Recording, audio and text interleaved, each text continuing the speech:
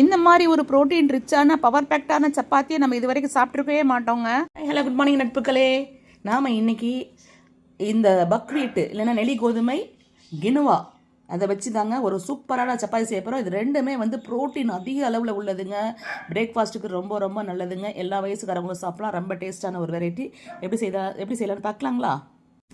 இந்த பக்வீட்டு கினுவா சப்பாத்தி பண்ணுறதுக்குங்க ரெண்டையும் தனித்தனியாக போட்டு சுட்டியில் வறுத்துக்கலாங்க. ஃபஸ்ட்டு சிம்மில் வச்சு இந்த பாருங்க பொரி மாதிரி சவுண்டு கேட்குது. இதே இந்த மாதிரி சிம்மில் போட்டு வறுத்துக்கலாங்க லைட்டாக.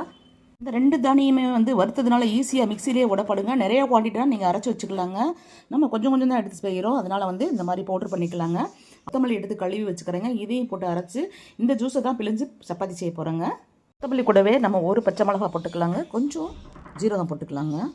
பவுட்ரு போன மாவில் இந்து உப்பு கொஞ்சம் போட்டுங்க இந்த மிக்சியில் அடித்த ஜூஸை போட்டு இப்படி பிசைஞ்சிட வேண்டியதாங்க. இந்த மாதிரி ஒரு சப்பாத்தி மாவு பதத்தில் பிசைஞ்சுக்கலாங்க. இந்த கினுவா பக்வீட்டு சப்பாத்தி வந்து ரொம்ப பெருசாக இழுக்க முடியாதுங்க. ஏன்னா இதில் கோதுமை மாவில் இருக்கிற மாதிரி விழுவிழுப்பு தன்மை, அந்த பசைத்தன்மை இதில் இருக்காதுங்க. ஸோ கொஞ்சம் திக்காக தான் இருக்கும், லைட்டாக மைல்டாக திக்காகவும் சின்னதாகவும் போட்டுக்கோங்க. இந்த சப்பாத்தியை வந்து நம்ம வெறும் வாயிலே சாப்பிடலாங்க, அவ்வளோ டேஸ்ட்டாக இருக்குங்க. ஹெல்த்துங்கிறது வந்து நான் டிஸ்கிரிப்ஷனில் போட்டிருப்பேன் என்னென்ன ஹெல்தி பெனிஃபிட்ஸ்னு.